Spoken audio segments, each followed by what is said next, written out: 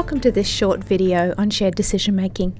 In this video we're going to talk about what shared decision making is, why it's important to clinical practice, and some of the ways in which it can be incorporated into clinical practice. In this particular video we're also going to talk about decision aids for patients with acute respiratory infections and how they can be used to efficiently integrate shared decision making. Shared decision making is where a clinician and a patient jointly make a health decision. It involves discussing the options, the benefits and harms of each option, and exploring the patient's preferences, circumstances and values and what matters to them. And then together deciding on the next steps. But shared decision making is not a single step just to be added to the end of a consultation. It's a process. It's about a conversation between clinicians and patients when a decision about a test or a treatment needs to be made. Shared decision making is a way of bringing evidence into a consultation. It enables clinicians to use their skills in evidence-based medicine and patient-centered communication, and to combine those to enable shared decision making to occur. There are numerous benefits of using shared decision making.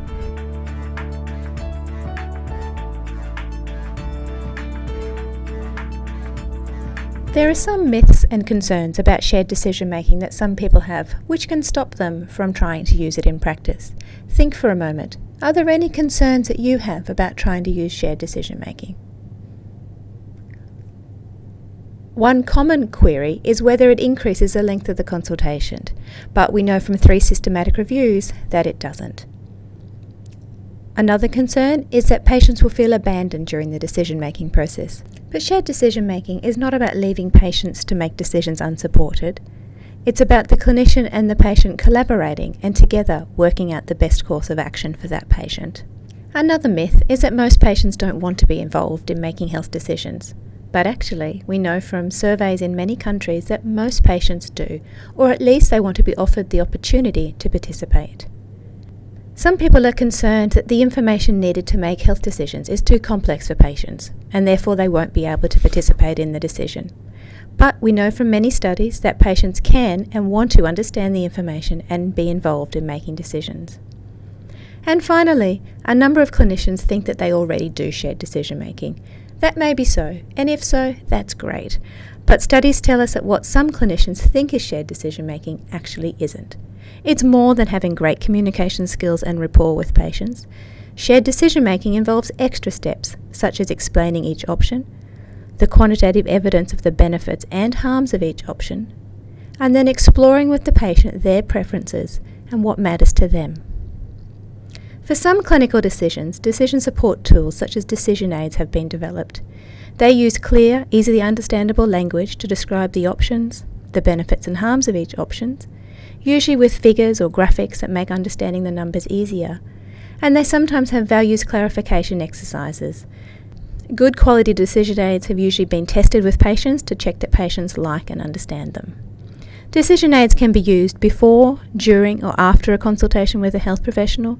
They can be paper-based or electronic, and some are interactive. But just giving a decision aid to a patient doesn't mean that shared decision making will occur. It's the conversation between a clinician and a patient that's important. When good quality decision aids exist, they can make the process easier for patients and clinicians. But for clinical decisions where there are no decision aids, that doesn't mean that shared decision making is not possible.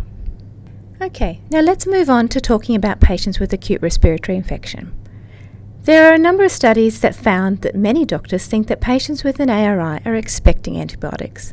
Some are reluctant to bring this issue up, keen to avoid confrontation, but shared decision making can help to provide a framework for discussing the patient's expectations and resolving this in a way that involves patients and actually contributes to their satisfaction with the consultation.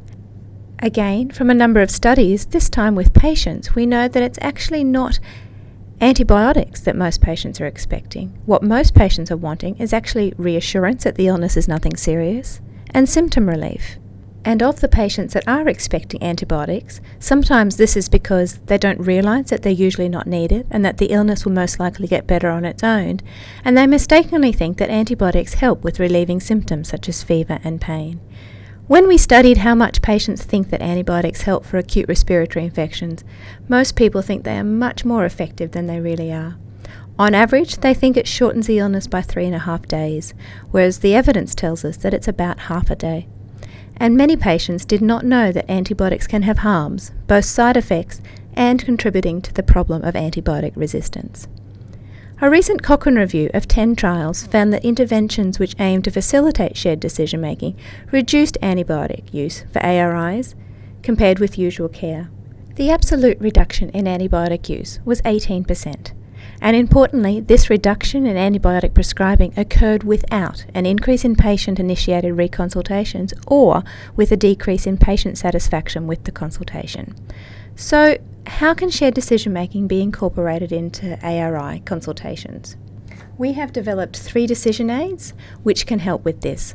One is for sore throat, one is for acute otitis media, and one for acute bronchitis.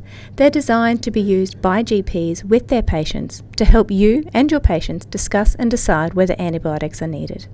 They were developed based on research about the best content and design features to include in decision aids, those that are most understood and liked by patients, and current systematic reviews on the effectiveness of antibiotics for each of these conditions. We've already tested them with patients. They liked them, found them easy to understand, and in this trial we want to see if GPs' use of these decision aids can lower antibiotic prescribing rates. Different GPs like to use decision aids in different ways. Because of this, you have been given a laminated copy of each decision aid, a PDF version, and printed pads with copies of the decision aids that can be given to patients. It's up to you which way you use these. In your intervention package, there's also a list of frequently asked questions and answers that came up in our piloting of the decision aids with GPs. At the end of this video, there's a demonstration consultation showing how a GP might use one of these decision aids with a patient. This, of course, isn't the only way. We hope that you'll try using the decision aids with the next appropriate patient with an ARI that you see. We'll make contact with you in about 4 weeks' time to see how you're going and answer any questions that you've got. But you can, of course, contact us before then at any time if you have questions about using the decision aids or anything about the trial. Thank you.